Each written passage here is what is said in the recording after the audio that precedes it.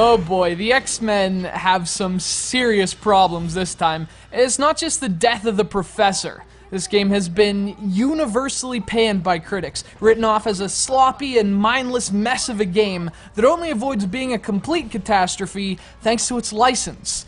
Jeez, and you thought Magneto was a problem. It's X-Men Destiny.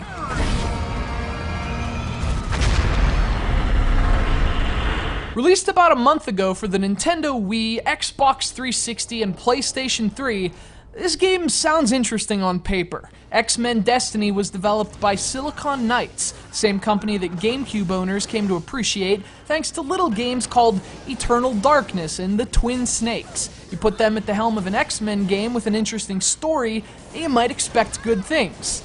That is, unless you played too human. You might also expect to shoot laser beams from your freaking eye sockets. Sorry, Cyclops, not today!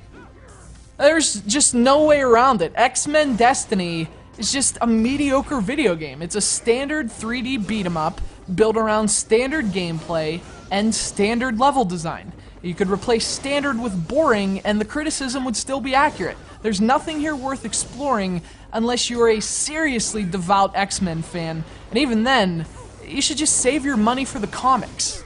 To the game's credit, though, it does have a pretty cool premise. Destiny is set in a world where the tension between humans and mutants has boiled over. Play as your choice of 3 young characters, each of whom will discover something very important about themselves before it's all said and done.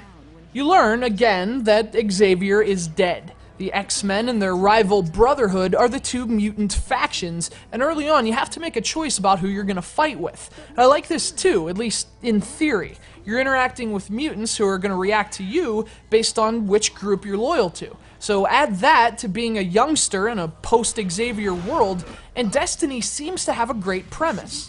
The problem is, it's not all it seems, and that's all it has. The story is essentially the same no matter which of the 3 characters you choose, and the same applies to the gameplay to an almost painful degree.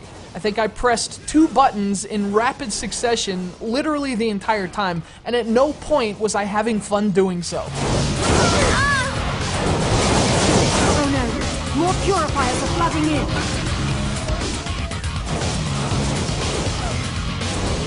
This is our calling, Purifier! It sucks because the story has so much potential. I mean, I'm not even a comic fan, but I was hoping things would get better because I wanted to let the story unfold. You soon learn it's not worth your effort though, and although the game also seems to have a system of choice built in, your decisions never really have the weight you want them to. So the gameplay is one-dimensional, the story is flat, the missions are repetitive. It's not a good start for X-Men Destiny, and unfortunately, the game doesn't shine from a technical perspective either.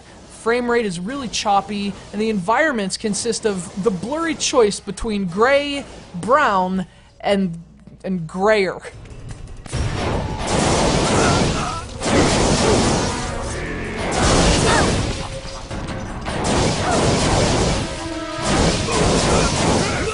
This is an utterly mindless game. It's an experience that gets boring within minutes, never gets out of neutral, and just coasts on boredom for the duration.